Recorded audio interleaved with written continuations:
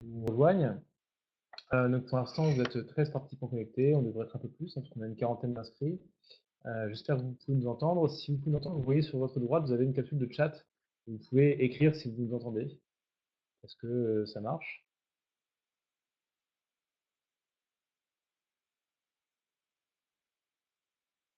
Oui, donc c'est bien. Donc il y a déjà des gens qui nous entendent. On a eu quelques petits problèmes techniques dans l'introduction.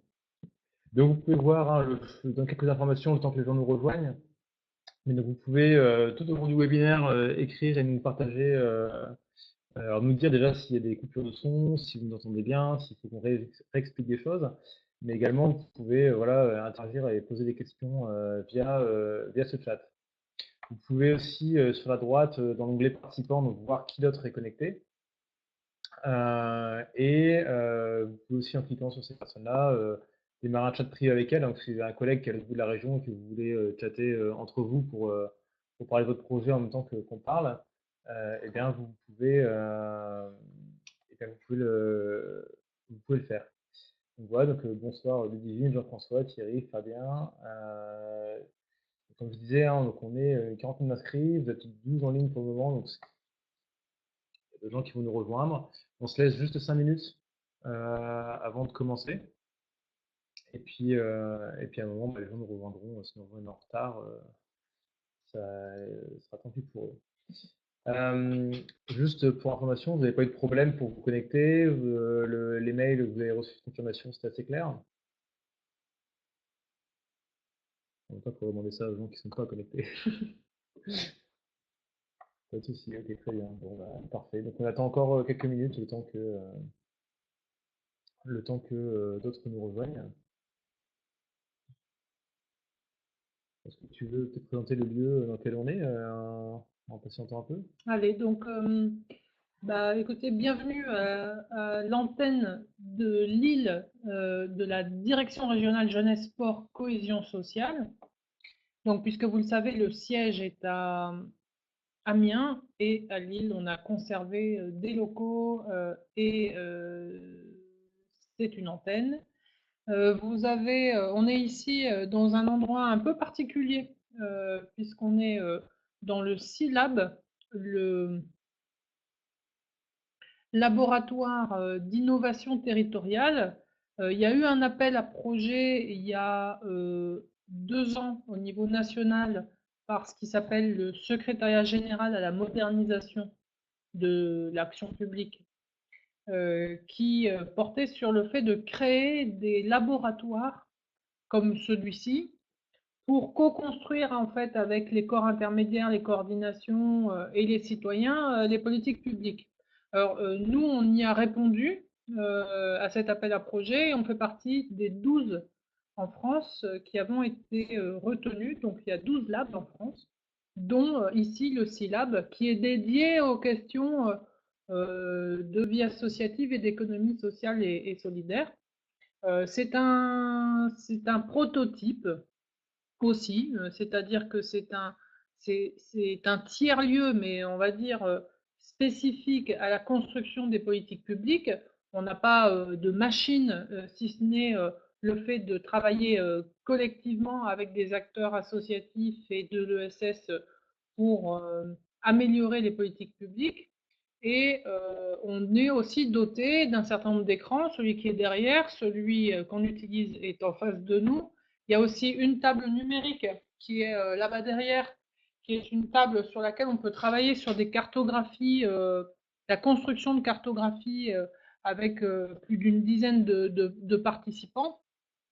Et ce lieu ici, qui est situé au rez-de-chaussée de la DRJSS à Lille, est accessible par réservation extérieure. Donc il y a un lien sur un calendrier et les usagers doivent réserver leur créneau et c'est gratuit puisque la logique est de préfigurer une autre façon de construire le service public. Donc c'est accessible à tous, mais après le deal évidemment, c'est que quand on vient ici, eh bien, on s'engage à travailler de façon collaborative et en intégrant les outils qui sont ici dans ces pratiques pour plus de collaboratif. Voilà. Donc, bienvenue, et puis vous aurez probablement l'occasion d'être invité à utiliser cet espace. On en fait la promotion auprès de toutes les coordinations qui s'en saisissent, alors soit pour des sujets numériques, soit pour des travaux un peu plus ordinaires liés à leur projet associatif. Mais effectivement, à titre d'exemple, les centres sociaux, par exemple, sont venus aussi travailler ici sur le projet qui est le leur et qui s'intitule Centres sociaux connectés ou Fédération connectée. Mais on a de multiples, enfin beaucoup d'exemples de travaux en termes de formation, en termes de rénovation de dispositifs publics, de fabrication de plateformes. Le tout est valorisé sur notre Twitter. On a un Twitter dédié au SILAB. SILAB, c'est SIILAB et on le trouve sur le web. Voilà. Ok, bon, il est 18h05, on n'est pas beaucoup plus nombreux, donc effectivement, comme le fait remarquer Jessica Vaillant, peut-être qu'un rappel la veille aurait été utile. Je le retiens pour une prochaine fois, parce qu'effectivement, on est assez peu nombreux par rapport au nombre d'inscrits. J'en suis surpris. Voilà. Je propose qu'on commence. Donc, je vais commencer par me présenter. Donc, Nizar Yahish, je travaille à l'EN Coopération. Donc, l'EN Coopération, c'est le réseau régional multi-acteurs de la coopération internationale en Haute-France. Donc, on a un réseau qui rassemble des associations, des collectivités, des entreprises, des laboratoires de recherche, des établissements d'enseignement secondaire ou supérieur, des hôpitaux, etc., qui travaillent sur la coopération internationale. Notre rôle, c'est de pouvoir faire en sorte que les gens, un, se rencontrent, comprennent dans quel contexte ils évoluent, deux, puissent monter en compétences ensemble, trois, puissent être en dialogue avec les pouvoirs publics, ce qu'on fait ce soir par exemple, le siège du conseil régional, aussi avec dans un dialogue soit sur la construction de projets, soit sur le financement, mais pas que, très bien, je vais parler plus vers le micro. Et quatrième axe qu'on a, c'est de pouvoir mutualiser des projets. Donc de pouvoir, si vous êtes 15 acteurs à traiter le Burkina Faso, pouvoir aussi accompagner des projets dans ce sens-là. Donc on est un peu une tête de réseau, pas que pour les associations, mais entre autres pour les associations. Et c'est à ce titre-là qu'on voulait organiser ce webinaire autour du Fonds de développement de la vie associative en Hauts-de-France. Je te laisse te présenter, Yasmine. Oui, donc Yasmine Cometa, je suis moi, à la direction régionale jeunesse, sport, cohésion sociale, en charge de la vie associative et de l'économie sociale et solidaire. Alors, le programme de ce soir, c'est qu'on va laisser Yasmine, qui nous a préparé une présentation, on va la laisser nous présenter un petit peu le FDVA. Alors, on essaie vraiment de donner la réponse à vos attentes, hein, donc de pouvoir présenter le dispositif de cette année et également les éléments de bilan par rapport à l'année dernière. Voilà, donc la parole est à Yasmine. En attendant, n'hésitez pas à poser vos questions sur le chat au fil de l'eau. On les reprendra derrière, mais au moins comme ça, vous ne les oubliez pas. Là, il voit bien. Là, vous voyez bien. Diapo. Non, eux, ils voient que la diapo qui est à l'écran. Ok. Donc, le Fonds de développement de la vie associative a subi des transformations, vous le savez. Et donc, le décret qui est paru l'année dernière est venu redire ce que c'est. Donc, historiquement, est-ce qu'il voit ma souris aussi? Est-ce que vous voyez la souris? Ou pas? Hop, je crois que vous allez la voir. Ah oui, c'est bon. Très bien. Donc, historiquement, le FDVA, depuis le milieu des années 80, soutient la formation des bénévoles et puis permettait aussi, selon les régions, de soutenir des actions d'innovation. Alors, attention, ça soutient toute la formation des bénévoles, sauf ce qui relève du domaine sportif, qui lui est soutenu par un autre dispositif, le CNDS, Centre national de développement du sport. Donc, il y a une différence, on a une répartition comme ça qui est fixée par décret. Ça n'a absolument pas changé l'année dernière. Ce qui a changé, ce sont les deux autres blocs.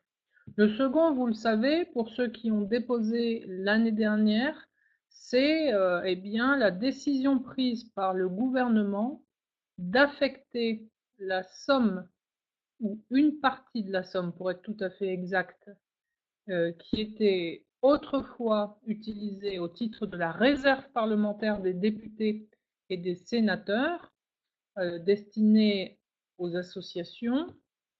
Cette partie-là, il y en a une partie, 25 millions, qui a été affectée à un programme national, au programme qui gère le FDVA. Donc on appelle ça le FDVA numéro 2, mais enfin bref, c'est ce qui a été créé l'année dernière, un FDVA qui est défini, un programme qui est défini par décret comme devant soutenir les projets de fonctionnement et les actions innovantes. Pour ce volet-là, vous voyez, l'enveloppe régionale est conséquente. Donc on a une enveloppe régionale et les actions sont instruites par les niveaux départementaux qui rédigent des appels à manifestation d'intérêt départementaux. Et le troisième bloc, qui est un petit peu moins connu mais qui va devenir de plus en plus connu, c'est que le FDVA en région est doté d'une commission régionale qui a comme responsabilité de valider les candidatures des organismes qui seront retenus par l'État pour mettre en œuvre les formations associatives au titre du compte d'engagement citoyen. Alors, le compte d'engagement citoyen, c'est lié à la loi égalité-citoyenneté de l'époque de Caner, et c'est bien un nouveau dispositif qui permet aux personnes les plus impliquées, c'est-à-dire des bénévoles qui ont fait 200 heures d'engagement bénévole, au moins 200 heures par an, dont au moins la moitié dans la même association, de déclarer cette quantité d'heures réalisées et d'obtenir en fait à partir de là un droit à la formation individuelle qui peut être qui est maintenant exprimé en euros. Au début ça devait être 20 heures et puis finalement ça a été converti dans un forfait euro à utiliser et qui permet de s'inscrire sur des formations. Sauf que pour s'inscrire sur ces formations, il faut qu'il y ait un catalogue de formation.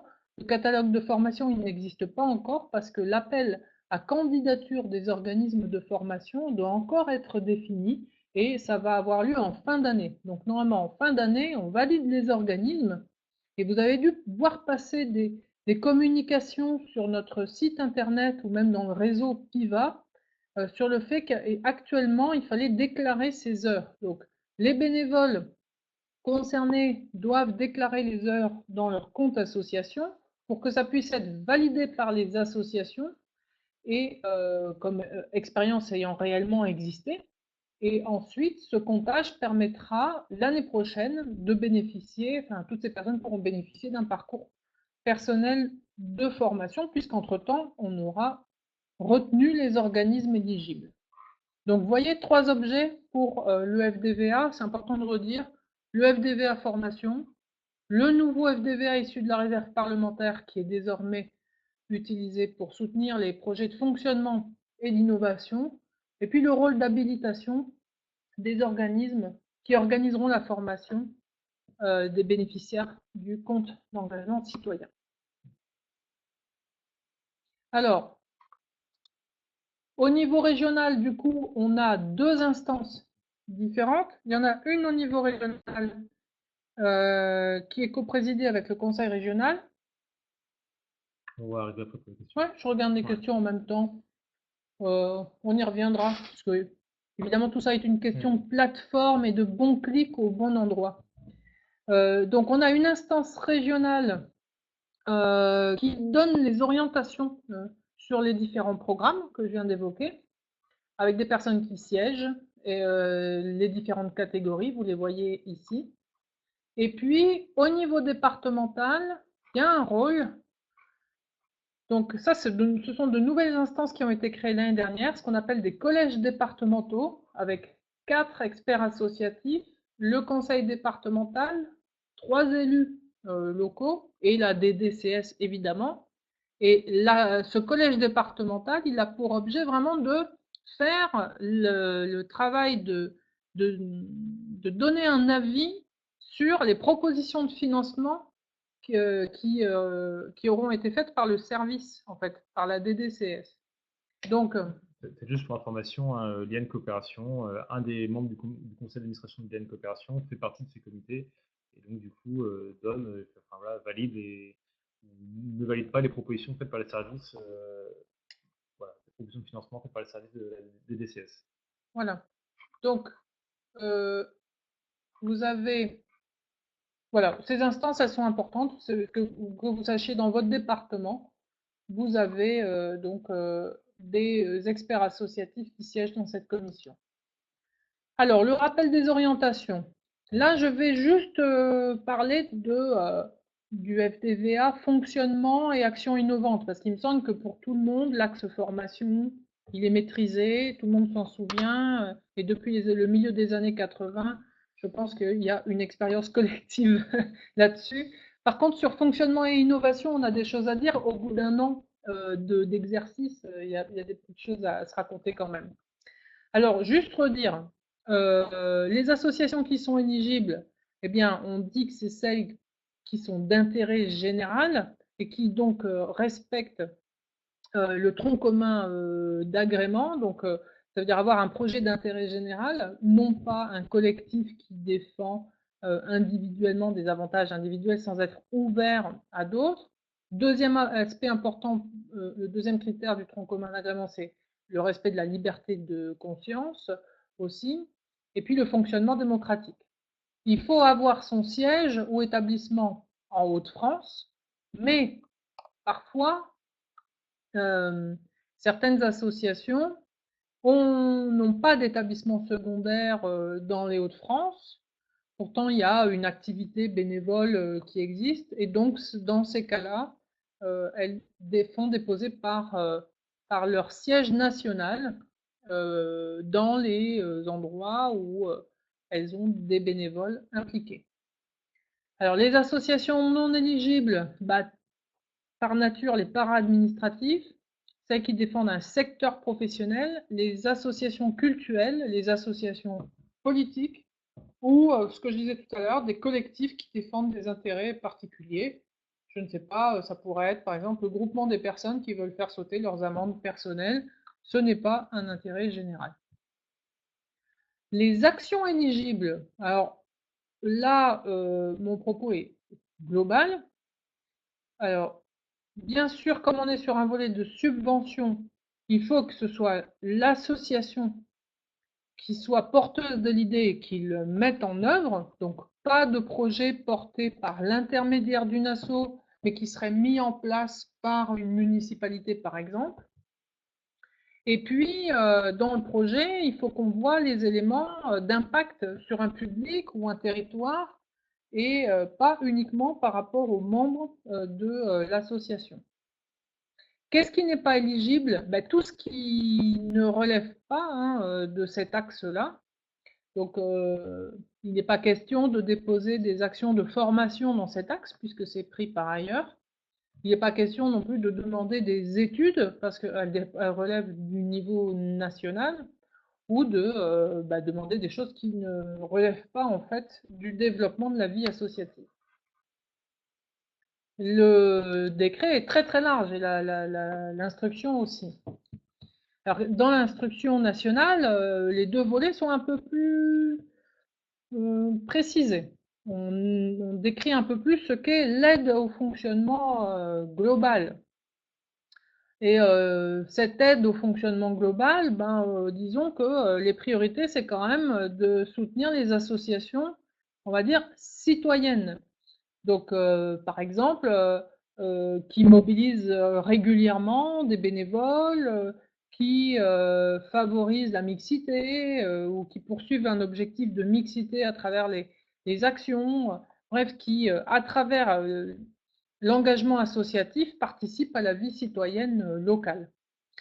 Et puis, ça peut être aussi pour soutenir l'implantation ou le développement de nouveaux services au niveau territorial qui n'existaient pas avant et qui vont permettre de répondre à des besoins importants, notamment dans les territoires les plus en difficulté. Le deuxième volet, c'est cette appellation action innovante des associations. Et là-dessus, on va enclencher un travail cette année avec les experts associatifs pour préciser un peu plus, sans limiter, mais préciser un peu plus ce qu'on veut dire, parce que l'innovation, c'est parfois compris simplement comme un nouveau projet, mais un nouveau projet n'est pas forcément innovant. Il va être nouveau à un endroit et pas forcément à un autre. Donc, ce qui compte, c'est de pouvoir faire un travail de définition. Mais grosso modo, ce qui nous intéresse sur ce volet-là, et ce pour tous les départements, c'est tout ce qui est interassociatif aussi, c'est-à-dire tous les projets développés en lien avec d'autres associations qui vont renforcer les coopérations entre les associations et permettre de changer d'envergure pour réaliser des projets plus ambitieux. Parce que ce qui est difficile, évidemment, c'est de mettre en œuvre une action d'innovation tout seul, et c'est souvent en établissant des alliances avec d'autres qu'on y parvient. Et donc nous, on veut valoriser tous ceux qui se cassent la tête à organiser ces alliances et à développer de la coopération. Donc c'est l'une des priorités, c'est la priorité pour l'instant dans ce qu'on attend en termes de coopération, d'innovation. C'est ce qu'on a écrit dans la note d'orientation régionale, mais aussi dans les appels à manifestation d'intérêt rédigés par chacun des départements. Quels que soient les volets, fonctionnement ou action innovante, le programme, il est destiné, il y a une cible nationale. Nous, ce qu'on dit, c'est que 40% du programme doit bénéficier aux associations ayant au plus 2 équivalents temps plein, ou même à des associations qui n'ont pas d'emploi, c'est-à-dire aux plus petites associations, ainsi qu'aux territoires les moins couverts, là où il y a vraiment, là où on a le moins d'intervention habituellement, et où on a vraiment besoin de soutenir le plus les dynamiques associatives. Bon, sur les dépenses éligibles, on a eu un certain nombre de demandes en termes d'investissement. Et il a fallu répondre à nouveau sur qu'est-ce que c'est l'investissement. Bon, on le redit, donc on ne prend pas les investissements, c'est-à-dire les dépenses qui sont faites pour des objets qui durent plusieurs années. Donc on est sur le fonctionnement, c'est les éléments dont on a besoin pour réaliser une année d'activité. Et on ne remplace pas non plus, ça c'était plus particulièrement vrai l'année dernière, mais on n'est pas là pour remplacer un dispositif d'aide à l'emploi. Au niveau du seuil et du plafond, en ce qui concerne les Hauts-de-France, on se situe au niveau des aides entre 500 et 15 000 euros. Cette année, par rapport à l'année dernière, on vient nuancer la différence entre fonctionnement et innovation. Mais le seuil maximal est bien à comprendre comme, et c'est ce qu'on a écrit à nouveau, comme une indication. C'est-à-dire que, vous le verrez après, on peut déposer un projet avec une demande plus importante. Il faut vraiment étayer pourquoi on a besoin d'une somme très importante de façon exceptionnelle cette année-là. Au niveau des subventions publiques, eh bien, la partie fonds de subvention ne doit pas dépasser 80% du coût total du budget, mais évidemment, vous pouvez valoriser le bénévolat, le volet bénévole dans le pied de page de vos comptes et donc considérer que c'est un effectivement, ça fait partie du financement global que vous mettez dans la balance. Donc ça, c'est pour mieux calculer cette histoire de 80%.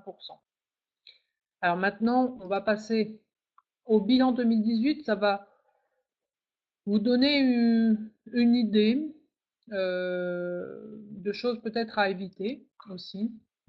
Bon, déjà, nous, on a travaillé dans des délais pas possibles puisque le nouveau décret, on l'a attendu beaucoup parce qu'il y a eu beaucoup de dialogues entre le gouvernement et les députés sur ce sujet. Et du coup, le décret est sorti que mi-juin, ce qui explique qu'on est enchaîné après un rythme euh, terrible. Voilà, c'est-à-dire lancement de l'appel à projet, instance, mise en paiement jusqu'à la dernière minute de l'année, quoi. Donc en tout cas, le résultat au 31/12/2018, c'est qu'on a tout payé. Enfin, ça veut dire qu'on a versé tout l'argent de l'enveloppe. Il n'y a aucun crédit qui est remonté au niveau national. Qu'on a atteint notre objectif par rapport aux petites associations, on est au-dessus de la cible puisque c'est 62% des bénéficiaires qui sont des associations de moins de 2 équivalents temps plein, qu'il y a une répartition géographique sur tous les territoires et on a, je vous montrerai après, par souci de transparence, mais aussi de répondre à l'ensemble des députés, de tous les acteurs, on a mis en place une cartographie interactive en ligne que vous pouvez consulter pour voir tous ceux qui ont été retenus et financés. 61% des crédits ont été affectés à des actions en fonctionnement et 39% en innovation. Puis voilà, le truc, c'est qu'on a eu 1800 demandes de subventions. Il y a 830 subventions qui ont été octroyées avec un montant moyen à 1900 euros. Montant moyen. Voilà. Il y a d'autres régions qui sont sur des niveaux beaucoup plus importants, mais du coup, les bénéficiaires ne sont pas forcément des associations, les plus petites associations, en fait. OK. Alors, au niveau des domaines d'action pour les subventionnés de l'année dernière, on en a voilà, dans les domaines qui sont affichés, avec une part importante pour des domaines sur lesquels il y a le plus d'engagement bénévole aussi, hein, le social, la culture, le sport, voilà. En termes de jeunesse, éducation populaire, socioculturelle, alors c'est embêtant de voir effectivement que c'est 3%, mais en réalité, c'est pas le nombre de. C'est les domaines d'action, donc c'est les actions qui sont comment dire, il peut y avoir des actions en fait sociales d'éducation populaire, sauf que ça a été classé social d'abord, mais c'est la difficulté hein, dans les classifications. Les montants, bon ça c'est les montants globaux par rapport à l'enveloppe régionale, ok, ça ne vous intéresse pas forcément. Et ça c'est les tranches de subventions, donc là on voit vraiment hein, au niveau du nombre des subventions qu'on a fait, il n'y a que 14 subventions qui se situent entre 5 000 et 11 500 euros sur 830. Et l'essentiel du subventionnement est vraiment ici, quoi.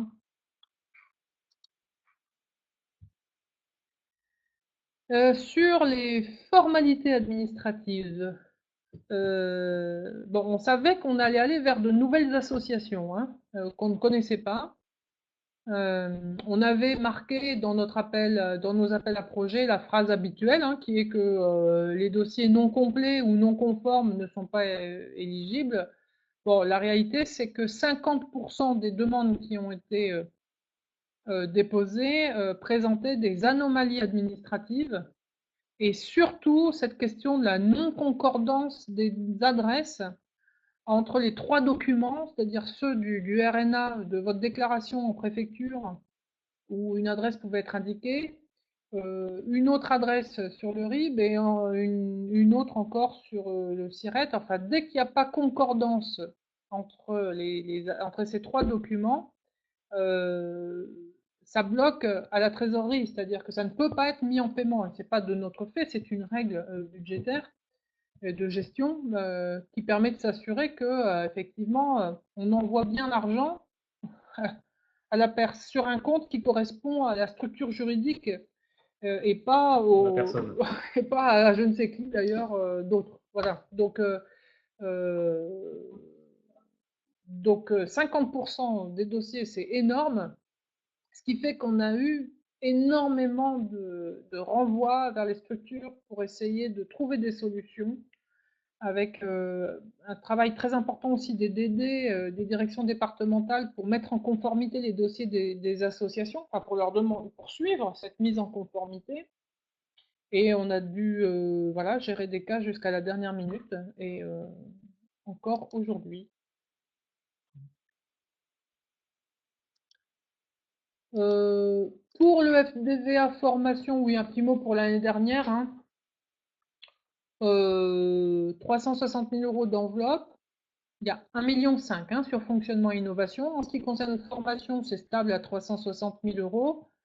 Il faut savoir que ce programme, il est concerté avec le conseil régional, qui lui dispose de 300 000 euros pour la formation des bénévoles, mais qu'il affecte principalement aux associations avec lesquelles il dispose d'une convention au titre de tête de réseau ou d'un des autres dispositifs qu'ils ont. Et puis aussi, il l'oriente sur des thématiques particulières liées aux priorités du conseil régional sur les formations, on va dire, que nous appelons techniques. Donc, on s'articule évidemment pour éviter un doublon de financement. De toute façon, le FDVA formation a aussi l'objectif pour nous de bénéficier aux plus petites associations principalement. Donc, elles sont à peu près 127 à être bénéficiaires. Et lorsque ce ne sont pas des petites associations, eh bien, ce sont des projets de formation mutualisés, justement parce que des petits n'arriveraient pas à atteindre la jauge de 12 participants, et donc avec un porteur qui se désigne pour porter un programme de formation pour un collectif d'associations, avec des domaines sur lesquels les gens se forment un peu, j'allais dire, habituels. Hein, jeunesse, éducation populaire, action sociale. Bref, les besoins qui correspondent le plus à des modes d'engagement ici en Haute-France. Alors pour 2019, bon, la principale nouveauté, après je réponds aux petites questions que je vois passer.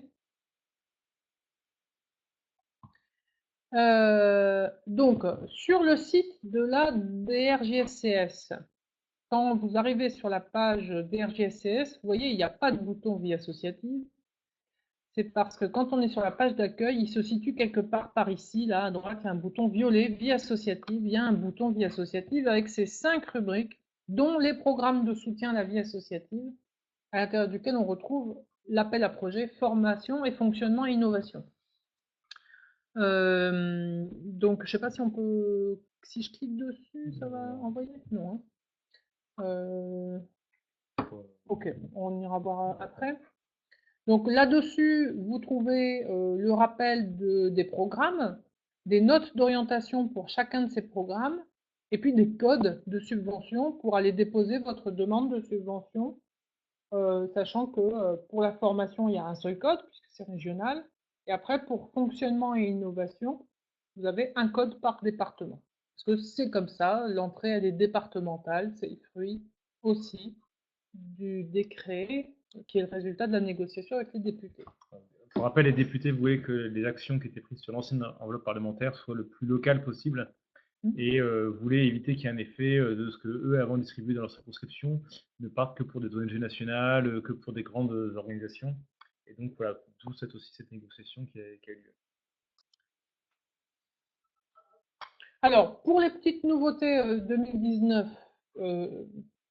donc on a précisé dans les textes que la priorité pour l'innovation allait au projet dit interassociatif ou de coopération interassociative. Donc ça, c'est ce qu'on a précisé. Et on a conservé le seuil à 500 euros comme seuil minimum, puisque vous avez vu sur les tranches, il y avait quand même beaucoup d'associations qui demandaient en fait une simple subvention de fonctionnement entre 500 et 1000 euros.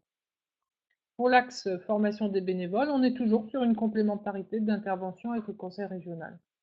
Pour la modalité de dépôt, ça se fait via le compte asso cette année. L'année dernière, on avait cette procédure express d'envoi par mail qui était très inhabituelle pour nous qui avions tout modernisé et on avait beaucoup promu aussi voilà, le compte asso. Et là, donc, cette année, effectivement, on l'utilise. Le dépôt doit se faire par là. Et donc, pour ceux qui n'ont pas de compte, eh bien, il faut le créer dans le compte asso, voilà. Et je dis ça parce que ça veut dire aussi que avec nos partenaires des points d'information à la vie associative, les PIVA, on a fait en sorte que les gens ne se retrouvent pas seuls et bloqués devant leur écran, mais qu'ils puissent être au mieux accompagnés. Donc, le compte asso, il est fait pour simplifier la saisie, c'est-à-dire qu'il est interconnecté avec la base de données du ministère de l'Intérieur, mais aussi du SIRET, et donc il permet d'aller chercher vos infos déjà dans les autres bases où sont stockées les informations de votre association, mais de les rassembler à un seul endroit. Et c'est l'endroit où vous faites à la fois l'enregistrement de votre association, l'endroit où vous pouvez saisir votre demande de subvention. C'est aussi l'endroit où vous allez le suivre avec un module de discussion avec l'administration et un suivi des échanges qu'on a eus. Et puis, accessoirement aussi, c'est aussi sur le compte asso que les associations valideront l'expérience des bénévoles qui veulent déclarer leurs heures. Donc là-dedans, on enregistre le tuteur, hein, en gros, celui qui va valider, le validateur du compte d'engagement citoyen. La campagne FDVA de cette année, elle est ouverte depuis le 11 février. Elle se ferme le 14 avril. Le dépôt, donc je viens de le dire, sur le compte asso. Et puis, les points d'information à la vie associative sont en charge d'organiser des temps d'information, ils en font, et d'ouvrir leurs portes pour ceux qui sont les plus en difficulté, pour être accompagnés dans le dépôt de leur dossier. Juste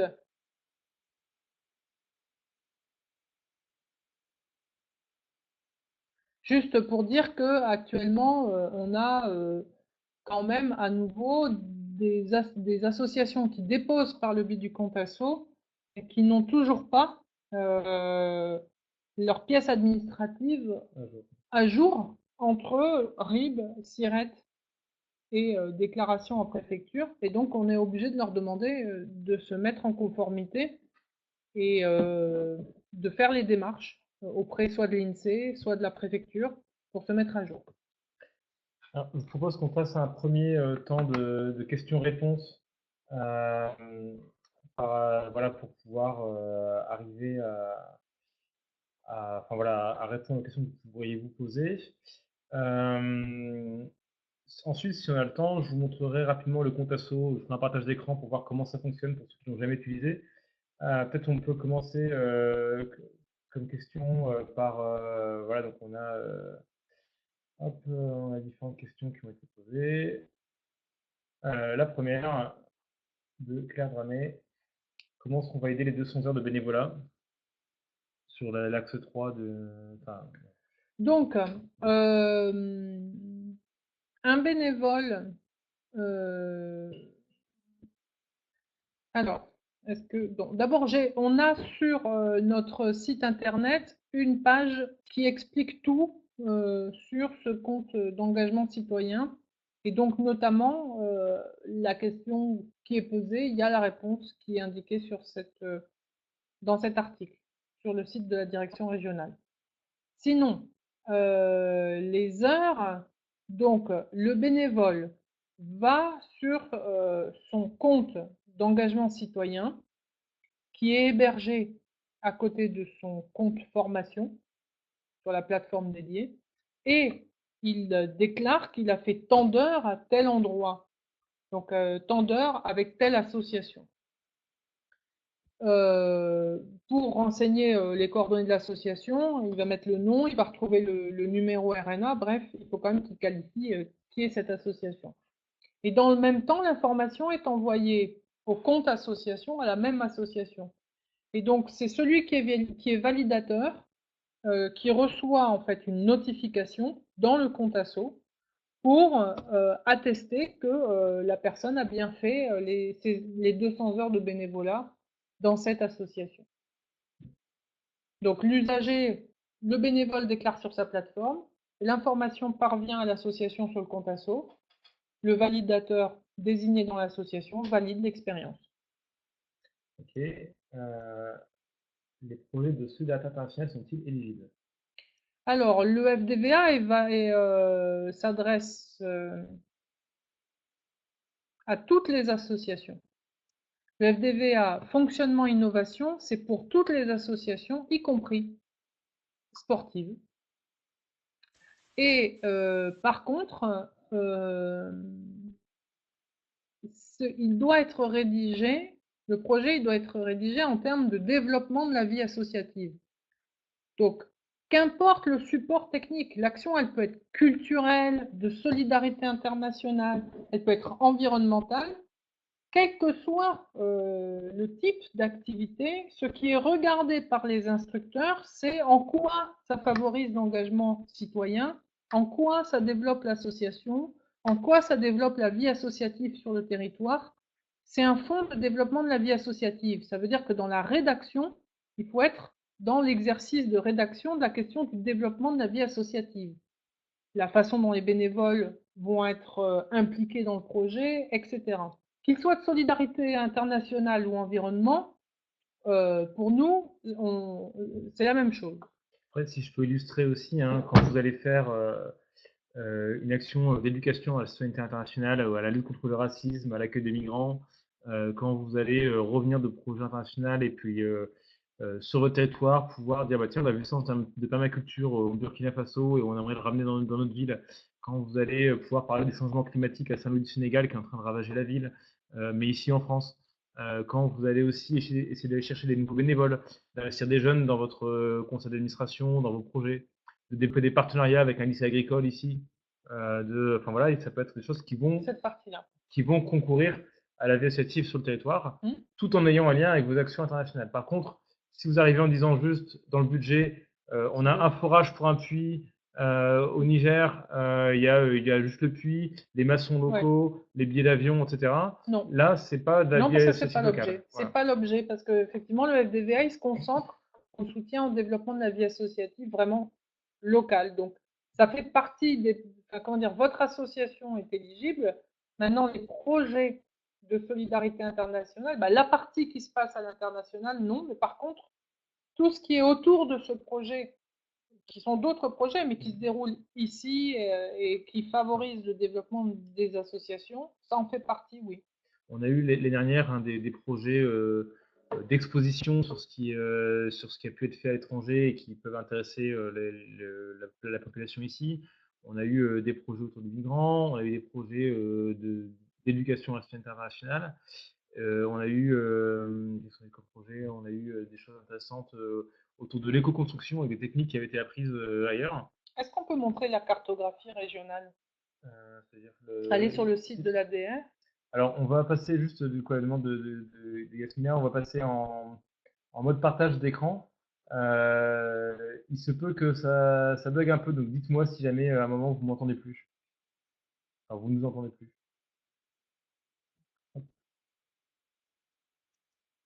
Donc là, normalement, vous devriez voir notre écran. Est-ce que ça marche?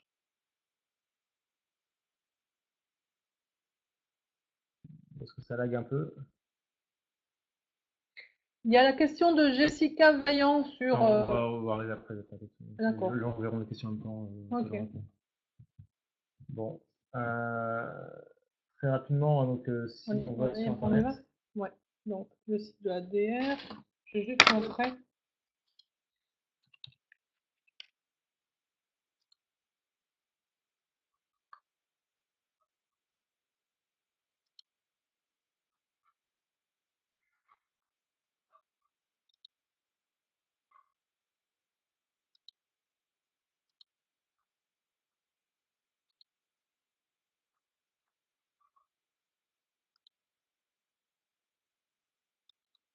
Voilà, donc sur le site de l'ADR, il y a dans la rubrique associative les éléments liés à la commission régionale et il y a cette fameuse carte des projets qui ont été subventionnés, la carte régionale avec la possibilité, vous voyez, donner des actions en bas.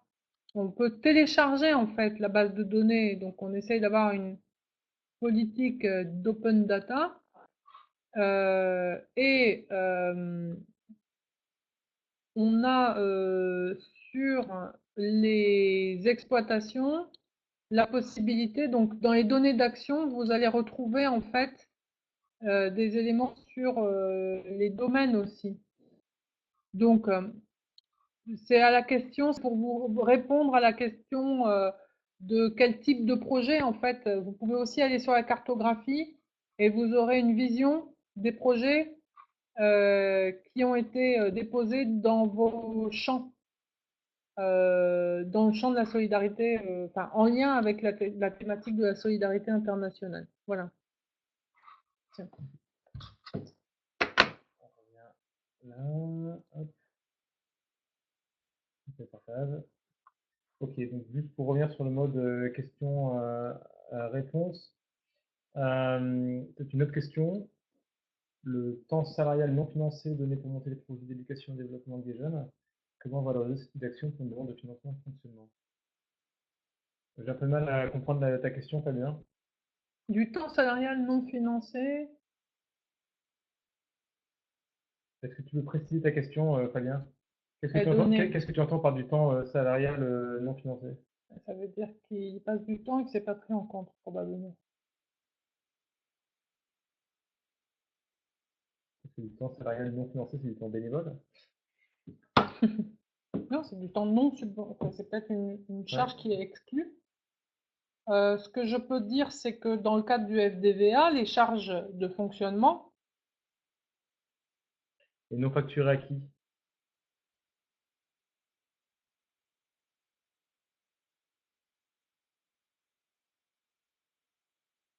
bon, moi ce que je peux vous dire, c'est que vous pouvez, sur le volet fonctionnement et innovation, D'accord. sur le volet fonctionnement et innovation, vous pouvez évidemment compter comme charge de fonctionnement les charges salariales.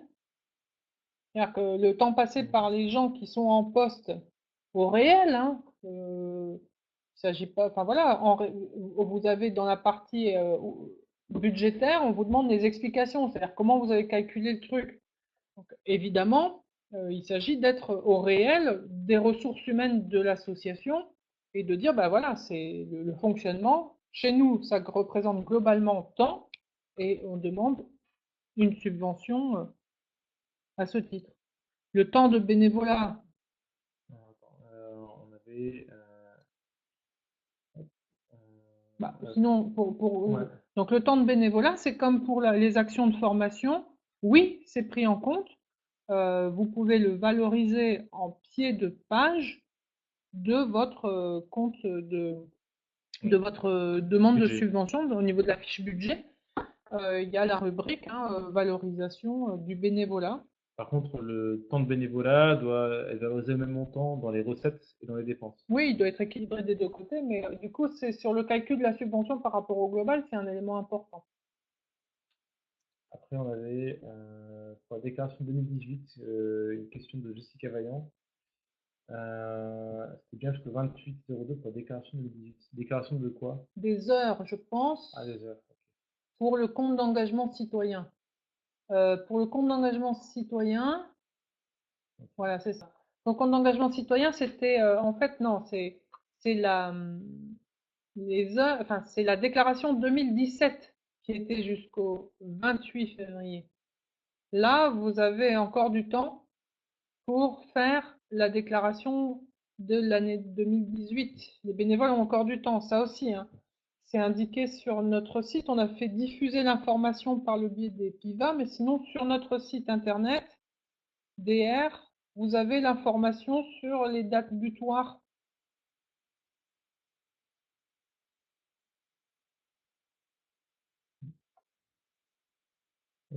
Sachant que oui, c'est ça. Très bien. Ah, Est-ce qu'il y a d'autres questions? il y avait une autre question dans la réponse? Euh,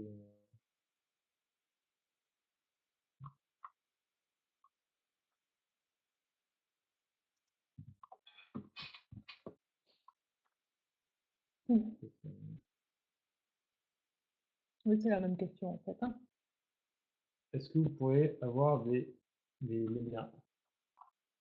Les liens de Alors, quoi? moi, de toute façon, je ferai un compte rendu que je vous enverrai la semaine prochaine, j'espère, avec les liens sur la cartographie, sur les notes d'orientation départementale, le compte asso, etc. Vous aurez les liens de notre part. Je peux montrer peut-être sur le site internet de la DR où sont où Ouais. sont les liens. Très bien. Alors, on va repasser en mode partage d'écran. Même si après vous faites un condensé, mais montrez déjà les différentes rubriques d'information. J'ai juste utilisé 1050 pour qu'on montre un peu le compte asso pour les gens qui n'ont jamais utilisé. Ouais.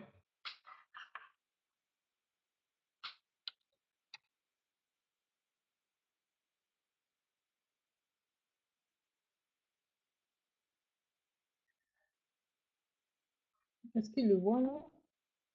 Oui. Donc, je suis en train de vous montrer le site internet de la DRJSCS qui a son bouton vie associative sur la partie droite en violet, qui ouvre une rubrique avec 1, 2, 3, 4, 5, ouais, il y a 6 rubriques, pardon. La première rubrique concerne les éléments d'observation, la deuxième, c'est l'implantation des PIVA, le troisième, c'est tous les programmes de soutien à la vie associative, dans lequel on retrouve le FDVA, le FONGEP, le certificat de formation à la gestion associative, la question du soutien par les DLA, le petit blabla sur l'agrément des associations et les infos du compte d'engagement citoyen. Donc, dans le compte d'engagement citoyen, on a tout le mode d'emploi rédigé avec les dates, hop, avec le schéma des dates exactement. Engagement 2017 à valider jusqu'au 28 février 2019. Et vous avez les bénévoles ont jusqu'au 30 juin 2019 pour déclarer les engagements de 2018.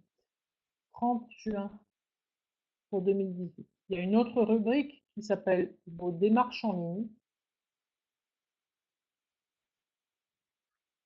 Et subventions en ligne, mode d'emploi. Et là, on fait le lien vers le compte asso, mais aussi on récapitule tous les codes qui existent à l'ADR pour demander une subvention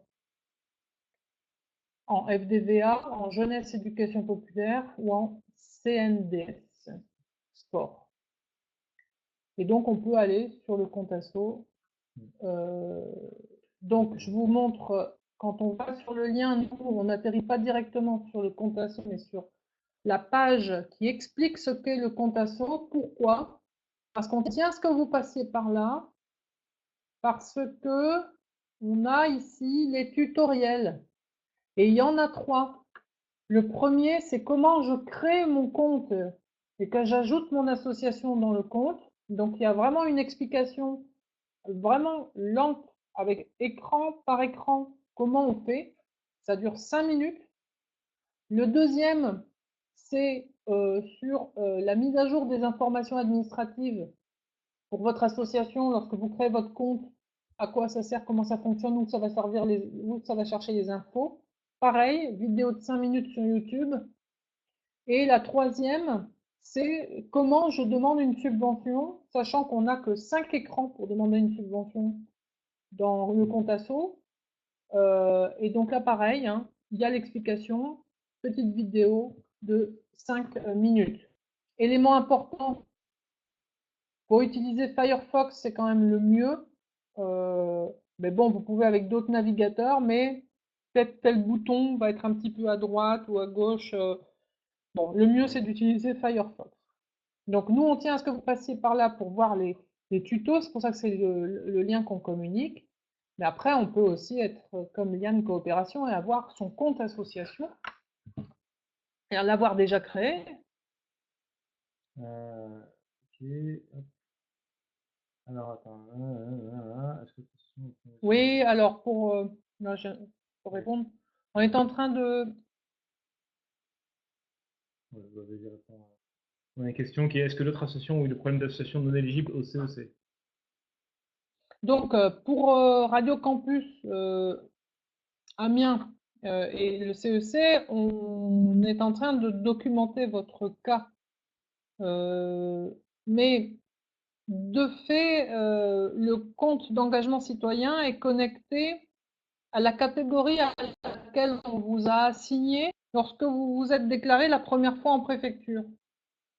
Et donc, il faut qu'on vérifie si vous avez mal été enregistré par la préfecture et du coup, si vous avez été mis dans une catégorie qui de fait vous exclut de l'éligibilité. Voilà, donc c'est juste pour dire que quand la réponse elle est technique dans un premier temps, parce qu'elle est liée à la catégorie à laquelle vous appartenez au sens registre des associations au ministère de l'Intérieur. Donc on est en train de faire les démarches. Ok. Alors, avant de terminer, parce qu'on arrive bientôt à la fin, on voulait quand même vous montrer un petit peu le compte asso, Ouais. c'est-à-dire là où vous allez devoir déposer vos demandes de subvention. Donc là, par exemple, on est sur le compte de Liane Coopération, voilà, où je vais pouvoir demander une subvention. Alors, surtout pas. Ah, là, voilà, et forcément, Pour mettre pour mettre le mot de passe, que j'ai bien sûr perdu, Non, si je me souviens. Hop. je vais montrer la petite subtilité pour éviter de recréer à chaque fois son dossier.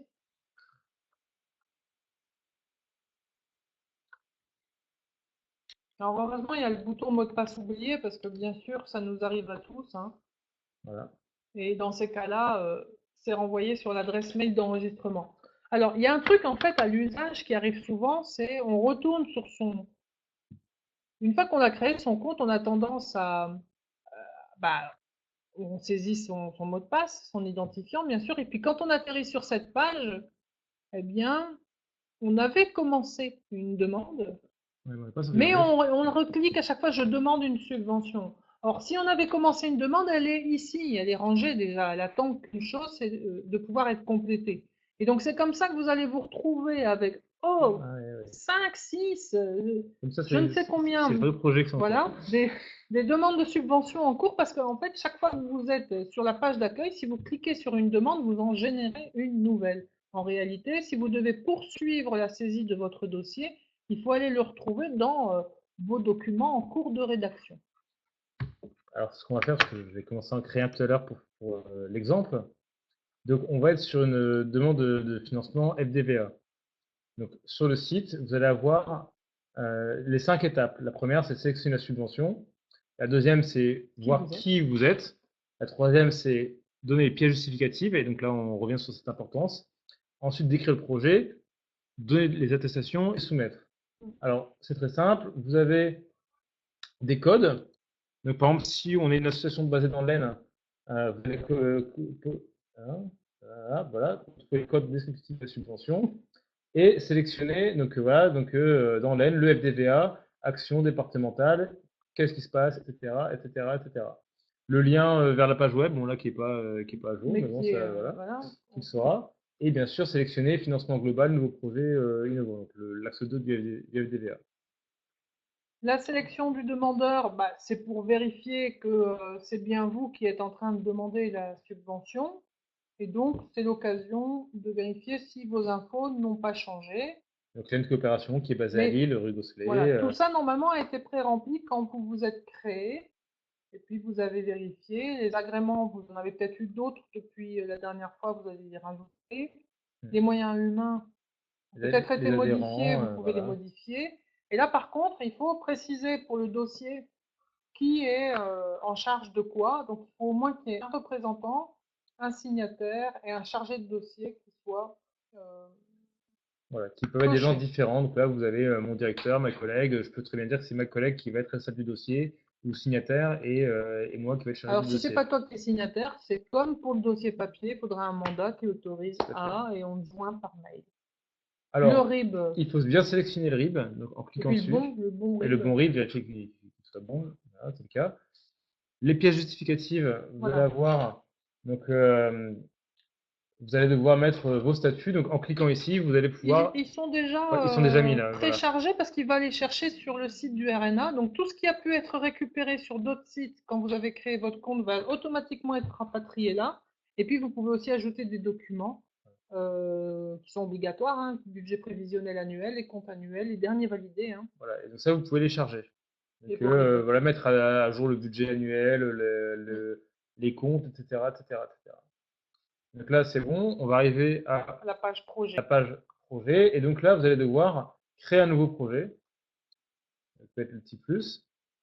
Ou alors, Ou alors reprendre un un projet. truc, un truc de flemmard qui est effectivement de transférer un projet d'un autre dossier. Pour ceux qui ont rempli l'année dernière un dossier qui est enregistré dans le compte asso, eh bien, vous pourrez récupérer des actions que vous avez déjà travaillées. Alors, c'est surtout valable du coup pour l'année prochaine. Là, cette année, vous allez devoir les rédiger encore Entièrement. entièrement. Donc, Type de le projet, dossier, type de projet, donc est-ce que c'est du financement global, est-ce que c'est un nouveau il projet faut innovant? l'indiquer. Il faut Voilà. l'indiquer. C'est l'un ou l'autre. L'intitulé, la date de début, la date de fin. Donc on est plutôt sur des projets annuels C'est pour maximum. l'année, oui, oui, oui, Voilà. c'est pour l'année. Même si un projet d'innovation peut durer 18 à 24 mois, hein, il peut durer longtemps, hein, mais Ouais. en tout cas, sur le fonctionnement, c'est forcément l'année civile. Et pour le projet d'innovation, on l'a écrit, hein, on sait très bien que la temporalité est au-delà de 1 an pour la réalisation. Donc les objectifs du projet, la description, le public, donc est-ce que ce sont des familles, des jeunes, des bénévoles, des personnes en difficulté, etc. La tranche d'âge, le genre, c'est important aussi de le prendre en compte. Hein, voilà, on se revendique souvent de certaines valeurs que des fois on a du mal à mettre en œuvre dans nos assos, donc c'est l'occasion de faire. Le territoire, donc c'est. Alors j'ai des gens l'année dernière qui m'avaient juste mis Lille ou Pas-de-Calais. Voilà, donc c'est aussi de pouvoir décrire quelles sont les caractéristiques de votre territoire, si vous êtes en milieu rural, si il y a beaucoup de jeunes, si vous avez une action, je sais pas, autour de la culture congolaise dans le nord de France et que vous êtes dans un quartier où il y a beaucoup de Congolais, bah, ça peut être intéressant de mentionner. Alors après, il faut l'étayer un peu. Si vous travaillez avec des diasporas qui sont présentes sur le territoire, si vous travaillez avec une collectivité, enfin, en quoi votre action, elle s'intègre dans un territoire et Mhm. elle n'est pas hors sol. Sur les moyens humains donc, et matériels, donc bah, voilà, combien de bénévoles vont être sur le projet, combien de salariés éventuellement, combien de volontaires, de quoi vous aurez besoin pour pouvoir mettre en œuvre efficacement le projet. Donc là, on va vérifier entre vos objectifs et la description du projet et ce que vous prévoyez, est-ce que c'est en adéquation. Euh, Indicateur d'évaluation, donc en quoi vous pourriez dire à la fin de votre projet que votre projet a été correctement mis en œuvre et a eu les impacts que vous essayez d'escompter. Oui, ce sera Voilà. réussi si. Ensuite, donc, du coup, la subvention. Donc, vous pouvez ajouter, donc, saisir le montant ici que vous demandez auprès donc, du ADVA et potentiellement ajouter un cofinancement qui permettra d'avoir une nouvelle ligne qui arrivera dans le budget. Le budget, vous allez devoir le détailler en achat, location, prestations extérieures, rémunération de personnel ou autre, etc. C'est un budget assez classique. Vous pourrez mettre à la fin donc, les contributions volontaires en nature. Avec les bénévolats, Voilà, donc personnel bénévole personne écrit bénévole, il y en a autant ici, voilà, et on met ici le même et de l'autre montant côté. de l'autre côté. Vous aurez le total qui va se calculer Ouais. et le pourcentage, bien sûr, qui va arriver. Tu vas pas pouvoir passer à la Je, dernière page. voilà, Mais donc on fait, là on était sur une demande voilà, de fonctionnement. Donc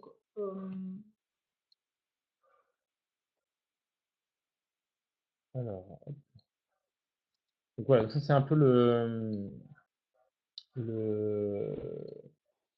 ce qui arrive. Donc une dernière question qui arrive, hein, c'est pouvez-vous envoyer une trame des étapes à réaliser pour la demande de sub, s'il vous plaît? Je suis pas sûr d'avoir le temps d'en faire une parce que j'ai beaucoup de dossiers en ce moment. Par contre, on peut vous envoyer le guide qui a été fait pour demander en ligne une hum, subvention. hum.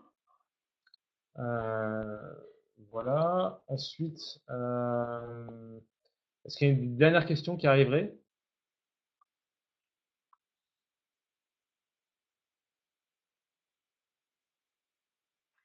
Alors surtout, n'attendez pas le dernier jour pour déposer. On est le 7 mars. 7 mars, c'est jusqu'au 14 avril, mais vraiment, n'hésitez pas à l'envoyer dans la quinzaine de jours là, parce que c'est vrai que ça nous permet de voir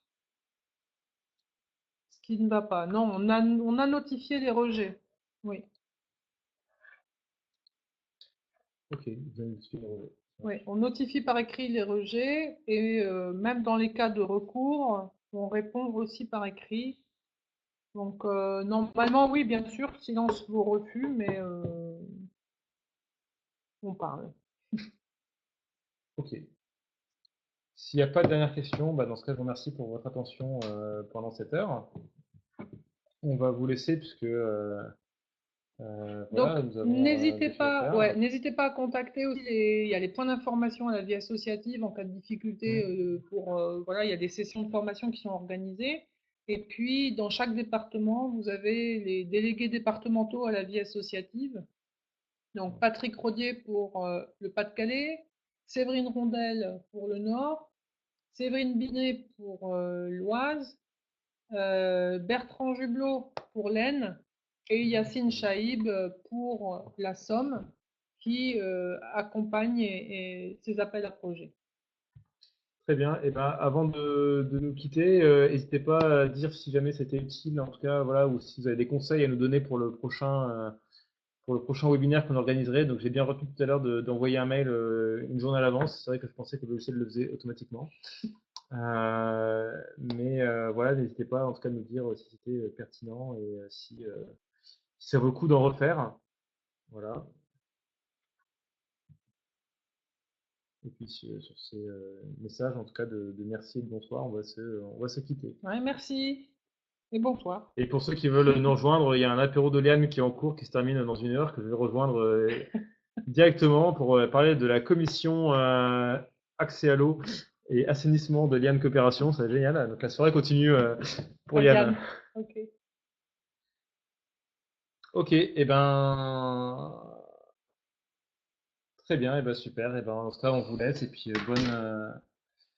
bonne soirée à toutes et tous. Et puis bon courage pour vos projets. On se tient à Oui, disposition.